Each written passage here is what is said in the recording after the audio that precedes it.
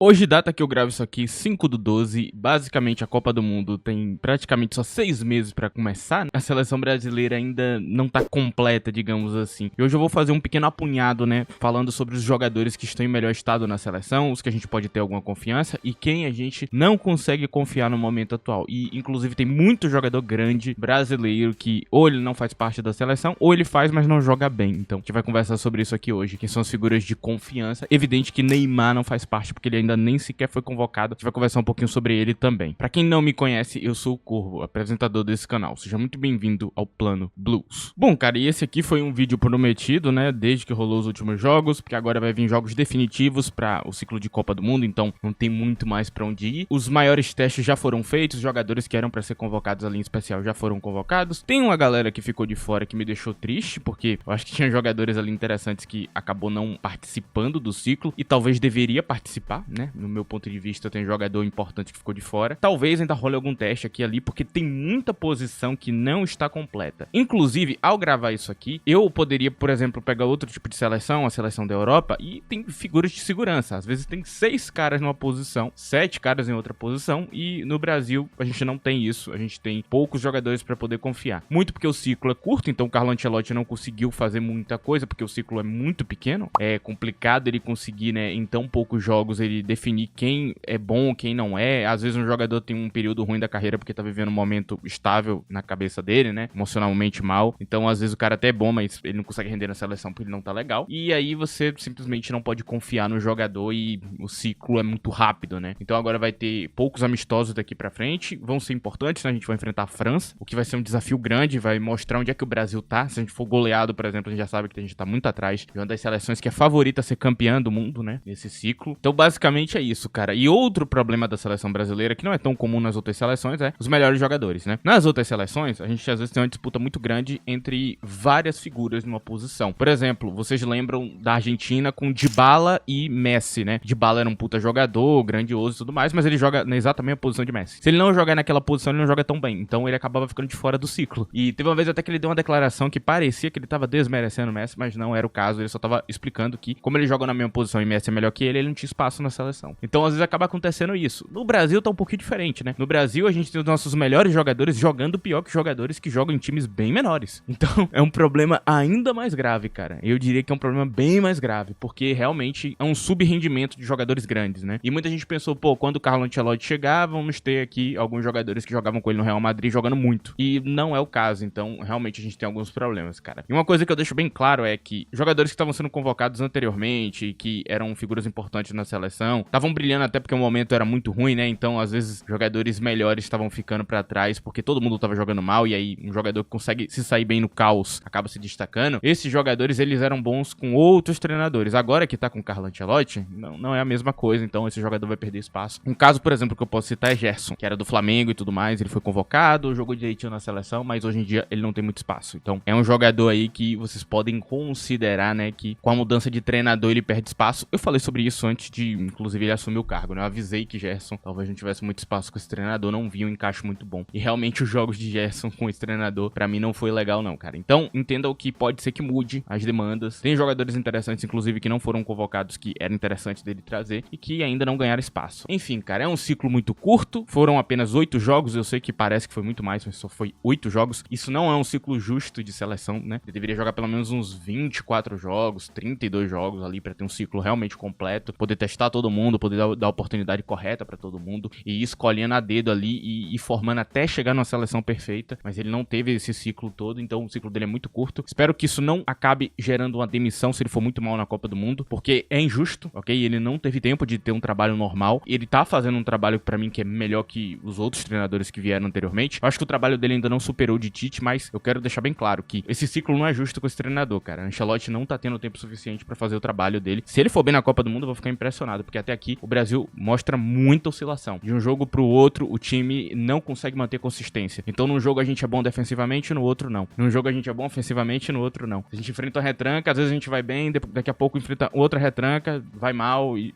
não tem consistência. Então, é um ciclo perigoso. Agora, eu vou falar das figuras de segurança da seleção brasileira, quem é que a gente pode contar hoje. Depois, eu vou falar de alguns outros jogadores interessantes e vou falar de alguns jogadores que deveriam estar rendendo e não estão. Vou seguir essa lista desse jeito. Vamos começar aqui por goleiro, em primeiro lugar. Acredito que o goleiro é uma posição muito importante. Quem a gente tem como goleiro de segurança hoje na seleção brasileira, cara? A gente só tem Alisson. Acabou. Não tem outro goleiro. Todos os outros goleiros que jogaram não foram bem. Nenhum deles foi bem. Todos falharam em coisas que eles não podem falhar. Em coisas simples, às vezes em conceitos básicos que eles não estão entregando, defesas que eles deveriam ir bem e eles não estão indo, lances que eles acabam tentando fazer mais do que o que eles deveriam e eles acabam indo muito mal. E o único goleiro de segurança que realmente foi bem nos jogos e que mostrou sinais de ser um goleiro muito bom foi Alisson, né? Imaginava que Alisson seria o principal desse ciclo, eu até falei sobre isso. Lá no início, já tinha falado que pra mim Alisson seria esse cara. Só tem ele. É um problema. Em primeiro lugar, porque a gente não sabe se ele vai ficar disponível pra Copa do Mundo. Pode ser que ele se lesione e ele não jogue a Copa. É uma possibilidade grande, ok, disso acontecer. Porque ele joga na Premier League e tudo mais. É o único goleiro bom do Liverpool hoje, né? Porque o número 2 dele não tá indo bem. Então, ele é muito requisitado. É um problema. É uma dor de cabeça. Porque, em primeiro lugar, você não tem reserva. Então, se acontecer qualquer coisa na Copa do Mundo, você não vai ter um cara que mantém o padrão da posição. Mínimo.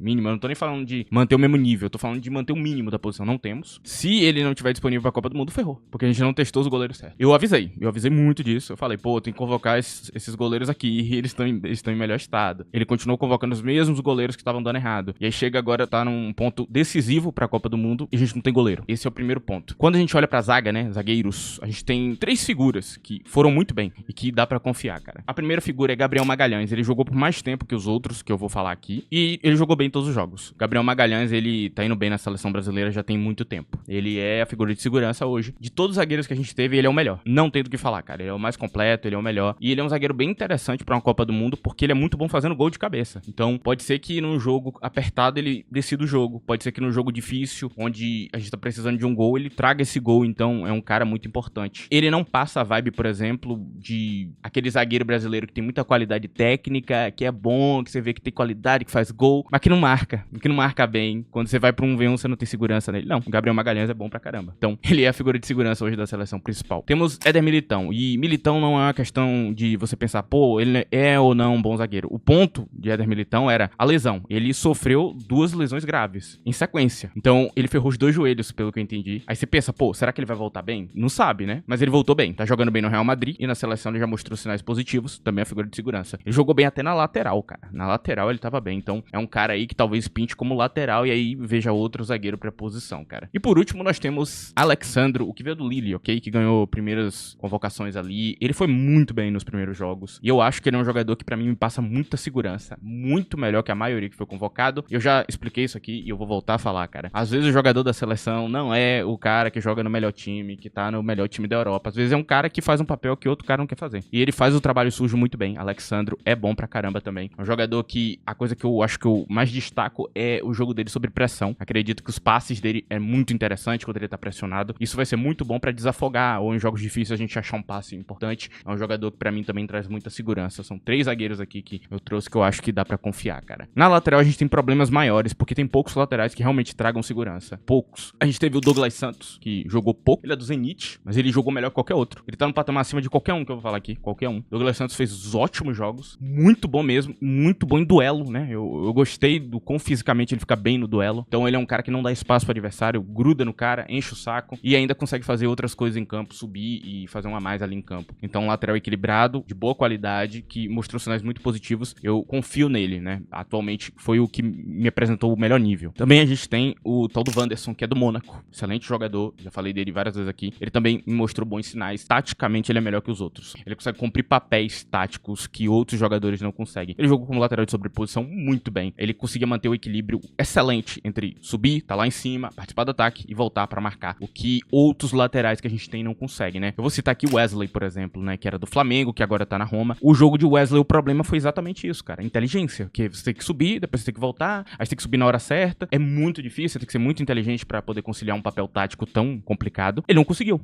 Wanderson tirou de letra. Não teve nenhum problema pra ele. Então, tem uma diferença grande entre os dois, ok? Wanderson é uma figura de segurança também. Eu vejo, de vez em quando, alguns malucos xingando o Wanderson. Eu não entendo por quê. Na seleção, ele foi bem. Ele jogou bem. Ele jogou direito as partidas. Talvez a pessoa ache que ele jogou errado, mas aí, né? A pessoa talvez não entenda que você tem que equilibrar o campo. Você tem que subir e voltar, cara. Você não pode ficar lá em cima. Talvez o cara ache na cabeça dele que, pô, ficar lá em cima e deixar um buraco lá atrás é de boa. Não é. Você tem que voltar pra marcar, cara. Então o Wanderson, ele conciliou muito bem esse papel. Entregou o papel. Jogou bem nas convocações que ele teve. Eu acho que é outra figura de segurança que a gente tem na lateral. Temos volantes também, ok? ok? Bons volantes aqui. Temos Bruno Guimarães, que foi muito bem, atualmente é um dos melhores volantes que a gente tem, e Casemiro, que é o melhor volante disparado ali, primeiro volante de qualidade. Esses dois aqui dá pra confiar de olhos fechados, cumpre o papel muito bem. Casemiro tá excelente na carreira dele no Manchester e também dentro da seleção brasileira. Ele é muito bom mesmo, realmente uma figura de segurança que não jogou mal em nenhum jogo, todos os jogos ele entregou. Ele tem cumprido papéis diferentes, né? Então às vezes ele é 5, às vezes ele tá jogando duplo pivô de volante ali, então fazendo uma dupla ao lado de algum jogador. Então são papéis diferentes e ele executa bem todos eles. Não tem pra onde você fugir, cara. O problema principal agora que a gente tem na volância é que os outros estão muito abaixo e a gente não sabe se tem reserva. Atualmente o que rola é que Bruno Guimarães e Casemiro jogam em um nível e o reserva joga lá embaixo, né? Um nível muito abaixo. Um nível que assusta às vezes. E é por isso até que eu pedi convocações de certos jogadores que pra mim tinham o poder de manter pelo menos os padrões ali de Bruno Guimarães e Casemiro. Os outros eu não tô vendo. Os últimos convocados pra mim foram horríveis, cara. Eu vou citar um nome aqui, Joelinton. Não gostei do nome. Eu acho que não tinha nada a ver com esse tipo de estilo de jogo e o que eles iam fazer em campo. Não acho o Joelinton um bom reserva pra Bruno Guimarães, ok? Nunca achei. Eu acho que são jogadores bons jogando juntos e não separados. Eu vejo problemas nisso aqui, cara, porque realmente a diferença de nível do titular pra reserva tá muito grande na volância e não tem outro, ok? Eu não vou citar mais nenhum nome positivamente. Não tem. Os outros volantes estão jogando muito mal ou são bem questionáveis. Mostram sinais positivos, mas não conseguem executar a função completamente, né? Então tem isso aí também. Nas pontas a gente tem alguns protagonistas interessantes, cara. Primeiro deles, Estevão William, né? Que atualmente tá no Chelsea, jogador que tá saindo melhor que quase todo mundo. Dá pra dizer que ele é o craque da seleção atual, o melhor jogador da seleção brasileira. Estevão tá tendo um início muito bom, tem 18 anos de idade, o moleque acabou de começar a carreira e de fato ali você vê que, mesmo sendo muito jovem, ele já tem uma responsabilidade, um jeito de encarar o campo muito positivo, né? Bem coletivo, não é egoísta. Você vê que não tem um ego muito grande nele como jogador, né? Não é aquele cara que se acha muito e quer decidir o jogo sozinho. É uma coisa que é muito legal dele,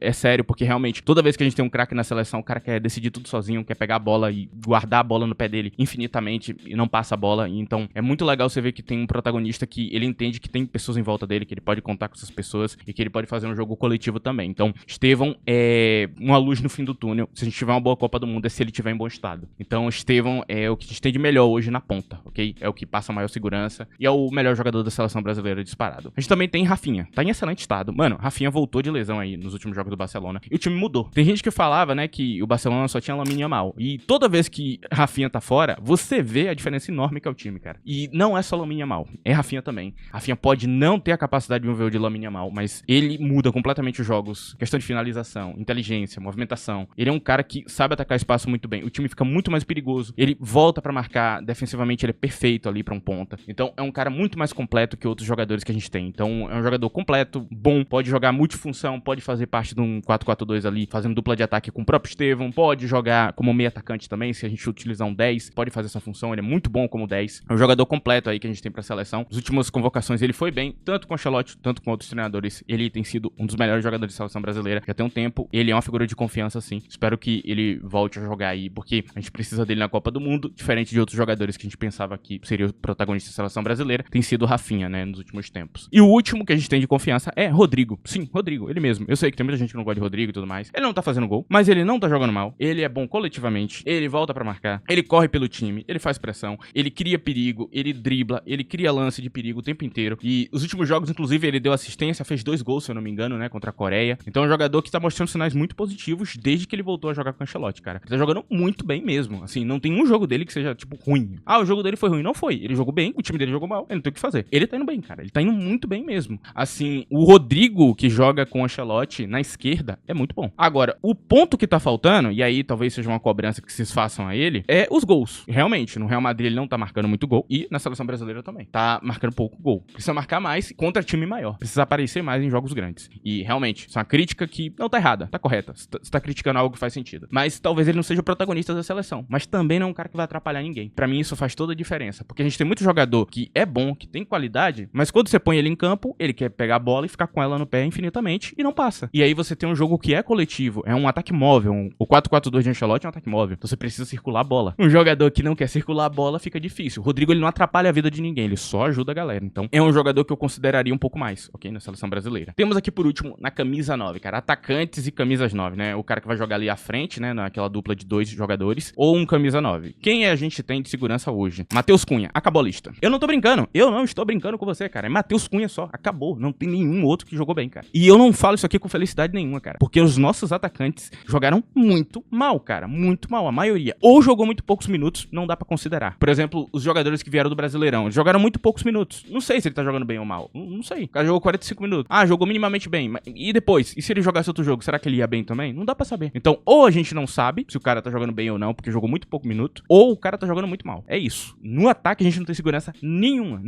A gente tem pontas bons. Atacantes, não. Só Matheus Cunha. Matheus Cunha volta a falar a mesma coisa de Rodrigo. É coletivo, volta pra marcar, faz pressão. Tudo que você precisa fazer no futebol moderno. É uma figura que não atrapalha a vida de ninguém, só ajuda a seleção. Em um jogo que a gente vai tomar muito ataque, que a gente vai enfrentar um ataque muito forte, é muito bom ter ele pressionando lá em cima pra fazer o time adversário errar, bater na construção, pra ele não poder construir com calma. Eu acho que é isso. Fundamentalmente, eu acho que é isso. E ele também faz gol, né? É uma coisa ali que já diferencia. Ele ganhou poucas oportunidades, ele mostrou sinais positivos. A gente não pode, né, deixar de fora. Ele não pode ser um Firmino 2.0, que a gente tem um jogador de muita qualidade, que tá saindo bem lá fora, e a gente ignora. Não é pra ignorar. Matheus Cunha tá bem, cara, e eu tenho que tirar o chapéu. Ele é bom na seleção, cara. Ele é útil, ok? Ele é útil. Agora, o que eu penso é que a camisa 9 precisa de testes. Não tem o que fazer, cara. A gente não tem solução na camisa 9. O treinador pode confiar o quanto ele quiser ali em algumas figuras que não sei se na hora H eles vão acabar entregando, ok? Então acho que é isso, cara. E agora eu vou citar alguns jogadores que estão oscilando. São jogadores que eles não mostraram o suficiente pra eu ter confiança neles, mas eles mostraram sinais positivos. Vou citar aqui 2 pontas. Gabriel Martinelli e Luiz Henrique. Luiz Henrique, que era do Botafogo, agora tá no Zenit. Ele mesmo. Ele, às vezes, faz coisas muito positivas em campo e às vezes faz coisas muito negativas. É isso. Martinelli também tem jogos muito bons e muito ruins. Ele ficou oscilando ali entre os jogos. Às vezes ele vai muito bem numa parte do campo, mas em outra ele vai muito mal. Então é complicado, cara. É um jogador que dá pra levar, com certeza, mas eu não tenho essa confiança toda ainda. Mas é um jogador com sinais positivos. Talvez nas últimas convocações dos jogos difíceis que a gente vai ter, eles mostrem mais. Tem o brasileiro João Pedro, que tá no Chelsea e que também joga muito bem. Então é um jogador também pra se ter confiança, né? Temos o brasileiro Andrei Santos, que não jogou muito bem de 5, mas pode ser um reserva pra Bruno Guimarães. Outro jogador interessante. Tem o brasileiro André, que é um excelente camisa 5, que jogou pouco tempo, então não dá pra saber ainda se ele vai ser o reserva de Casemiro, mas mostrou sinais muito positivos, então talvez ele seja o reserva. Temos um lateral e um zagueiro, né? Caio Henrique, do Mônaco, que jogou pouco, mas jogou bem quando entrou em campo, né? Taticamente, eu diria que ele tá à frente de outros jogadores, porque ele é um jogador que consegue cumprir o papel sem muito problema, então ele não deixa a desejar no papel, e eu acho interessante talvez levar ele, cara. E eu volto a falar da característica de passe, né? O passe qualificado dele é algo interessante, um a mais que ele tem e que talvez faça ele estar acima dos outros jogadores. Eu acredito que é um jogador que merece mais testes. Por último, nós temos Marquinhos, né? Ele que veste a braçadeira de capitão, né? Ele é o líder da seleção. Eu não confio nele na zaga, né? Não confio. É um jogador que em terço final eu não gosto. Não gosto dele enfrentando um V1 contra um atacante muito forte. Ele não é bom nessa parte. Mas ele pode jogar na lateral. Ele pode jogar de volante, como camisa 5. Ele é muito bom nessa parte. Então talvez Marquinhos seja aproveitado em outra parte do campo e a gente possa contar com a liderança dele em campo. É um jogador que, cara, o Ancelotti vai ter que pensar um pouco fora da caixa, cara, com ele. Ele é um bom lateral, ok? Já vi ele jogando na lateral. Excelente. Como volante também ele é bom. Então pode ser que ele seja o reserva de Casemiro. É um nome assim que eu penso que talvez em outra posição seja melhor aproveitado. Então é um jogador que eu gosto, eu acho que tem qualidade sim, mas fica com aquele medo de se realmente ele tem qualidade suficiente pra seleção brasileira, cara. E aqui a gente tem os craques que a gente deveria contar e alguns jogadores interessantes que eu vou falar agora, cara. Antes disso, vou pedir pra você, se tá gostando desse vídeo, cara, não esqueça de deixar o like nele, é muito importante. Também tem a opção de hype aí na aba de comentários no smartphone. Você passa pro lado e me dá um hypezinho gratuito, esse vídeo chega em mais pessoas, é uma forma que você tem de ajudar esse canal. E agora também temos a aba de seja membros aí ativa, pode virar membro desse canal, é baratinho e você ajuda aqui o canal a continuar. É uma fórmula que você tem de ajudar. Enfim, seguindo em frente, cara, a gente tem aqui os craques que a gente deveria contar e que não estão jogando bem, cara. Vinícius Júnior é um jogador que é muito egoísta em campo, já reclamei muito disso nele, e ele não dá resultado sendo egoísta, então é um problema, né, uma dor de cabeça muito grande. Eu não sei o que esperar de Vinícius Júnior, ele não joga bem com o Ancelotti já tem um tempo, e ele deveria jogar bem, teoricamente era o treinador que ia fazer ele jogar bem, e ele não tá jogando bem. Temos Lucas Paquetá, que também deveria ser muito bom com esse treinador, mas ele não dá resultado. Paquetá tá vivendo um momento, né, Paquetá tá vivendo um momento muito estranho da carreira dele, onde ele não tá bem mentalmente, é isso. Ele teve um jogo, agora há pouco que rolou, que ele tomou um cartão vermelho porque ele endoidou, velho. Ele endoidou e começou a xingar o juiz, tá ligado? Ele tomou um cartão amarelo, endoidou e começou a gritar com o juiz e tomou um vermelho, cara. O juiz ainda ficou olhando a cara dele assim, você não vai parar mesmo. E foi lá e puxou o vermelho. Vai fazer o quê, tá ligado? É um jogador que não tá bem, cara, de cabeça. Assim, não tá batendo bem, mano. É complicado. É outro jogador que deveria ser fundamental pra seleção brasileira, mas não tá vivendo um bom momento, cara. Tá mal da cabeça, não tá jogando direito. Vini é a mesma coisa, no Real Madrid também não dá muito resultado ali, não tá mostrando muitos sinais. Ele não joga mal, porque ele não é um mau jogador, mas ele não é aquele Vini protagonista do passado. E eu não acho que a posição que ele tá jogando, cara. Ele tá com bola no pé o suficiente pra poder fazer mais, cara. Vini mesmo esses dias saíram cara a cara com o goleiro tava super à frente. Em outros momentos ele teria encoberto o goleiro. Ele chutou em cima do goleiro, muito mal, sem nenhuma confiança. É um jogador que tá vivendo questões, cara. Então é difícil de contar com o Vini. Eu não acho que ele vai ser o craque da seleção em momento nenhum, cara. Temos aqui Richarlison também, que o treinador ama ele, fica convocando, mas não jogou bem nenhum jogo, cara. Assim, não tem como continuar com isso aqui, cara. É impossível, é impossível. Porque você tem um jogador que é o jogador de confiança do treinador, ele não faz porra nenhuma em campo, cara. Como é que isso funciona, tá ligado? Não faz sentido. Richarlison é um jogador que é decepcionante na seleção brasileira, completamente decepcionante. Não joga bem, não faz nada em campo, não é bom em nenhum aspecto que você possa imaginar, prejudica o ataque móvel, porque ele fica centralizando muito. Então, o Richarlison tá completamente perdido, cara. Não tá vivendo um bom momento da carreira dele. Eu, por muito, prefiro outros centroavantes que tem ali no Tottenham, né? Um deles tá lesionado, por isso que Richarlison tá até jogando um pouco mais. Mas não é um bom jogador, cara. Eu particularmente, não acho que ele tá em um bom momento da carreira dele e não acho que ele é bom pra seleção brasileira. Apesar do treinador gostar muito dele, porque jogou por muito tempo com o Richarlison e gostava muito dele. Mas, cara, não dá pra manter um jogador por gosto. Ah, eu gosto muito desse jogador. E daí? Se ele tá entregando nada em campo, o que adianta? Por último, nós temos um brasileiro que eu queria muito que fosse convocado, cara, que pode ser a solução pra camisa 9. Igor Thiago, cara. Ele é um excelente batedor de pênaltis, isso aí é fato. Ele joga bem em ataque móvel, ok? É interessante. Ele não é um jogador criativo, não, ok? Ele não é aquele jogador super criativo, ou aquele jogador pra jogar circulando bola o tempo inteiro, não. Ele é um 9 de centralização. Ele é um homem de área, que você vai buscar ali de cabeça, que ele vai se enfiar nos marcadores, vai empurrar a galera pra trás, porque ele é bem forte. É esse tipo de cara. Um perfil que tá em falta na seleção brasileira, que tem poucos brasileiros que fazem, e ele é um deles, e ele também consegue jogar com ataque móvel. Então, no time do Brentford, por exemplo, ele joga ali com a dupla de ataque, muitas das vezes com Kevin Schade, né? Joga junto com ele ali com uma dupla de ataque, e ele se sai muito bem, não tem nenhum problema nisso. É um jogador ali passionado também em velocidade, ele é rápido, tem boa velocidade, né, pro 9 de centralização. Figura âncora pra gente buscar, pode ser interessante, pode ser um perfil que ajude a seleção, cara. E pelo momento dele, eu convocaria. É o único jogador extra aqui que eu convocaria nesse ciclo final. Neymar, né, que até agora não ganhou nenhuma oportunidade, mas a gente sabe o porquê. Eu tô acompanhando o Neymar no Santos, ele ainda é um grande jogador, você vê que tem muito talento ali, muita habilidade, ele tá acima da média de todo mundo, mas fisicamente ele tá muito mal, cara. Ele não consegue ficar de pé, Neymar não consegue ficar de pé, cara. E às vezes ele joga e você vê que ele não consegue mais dar arrancada, ele não consegue manter o físico dele em campo como era no passado. Ele manca bastante, né? Então ele joga mancando, assim, ele anda mancando. É até engraçado falar isso, mas ele anda mancando o tempo inteiro. Então é um jogador, cara, que fisicamente tá muito mal, mano. Eu não sei se ele vai ter tempo pra se recuperar até a Copa do Mundo. Então, acredito que talvez não, cara. Talvez Neymar não ganhe nenhuma oportunidade, porque como é que você vai contar com um jogador que não fica de pé? Ele pode ser a salvação do Santos nesse fim de temporada aí, ajudar o time a não ser rebaixado. E ele joga bem, ok? Ele joga bem, não tem o que falar. Habilidades ali, ele tá acima de todo mundo. Ele é muito bom ainda, mas fisicamente ele não tá bem. Não adianta de nada você ter um jogador que é genial, tecnicamente acima da média, não consegue ficar de pé. Não adianta. E ainda mais pra um time que vai pressionar o tempo inteiro, que vai correr o tempo inteiro. O ataque é bruto, então a gente não pode depender de um Neymar hipotético que não joga em campo, né? O Neymar hipotético não adianta de nada, né? Essa carta não dá pra usar aqui. É muito difícil que o Neymar vá pra Copa do Mundo. Eu espero que ele se recupere até lá. Enfim, acho que é isso, cara. Acho que eu não tenho muito mais pra falar. Acho que eu falei dos jogadores que eu precisava falar aqui. A seleção não me mostra sinais de que pode fazer algo significativo na próxima Copa do Mundo, pelo menos não até agora. Vamos ver contra a França. É isso. Enfim, esse vídeo tá chegando no fim. Agradeço você que viu o vídeo inteiro, que ajudou o vídeo de qualquer maneira, com like, hype, qualquer outra coisa. Muito obrigado mesmo pela sua presença. Nos vemos em outro vídeo. Tchau.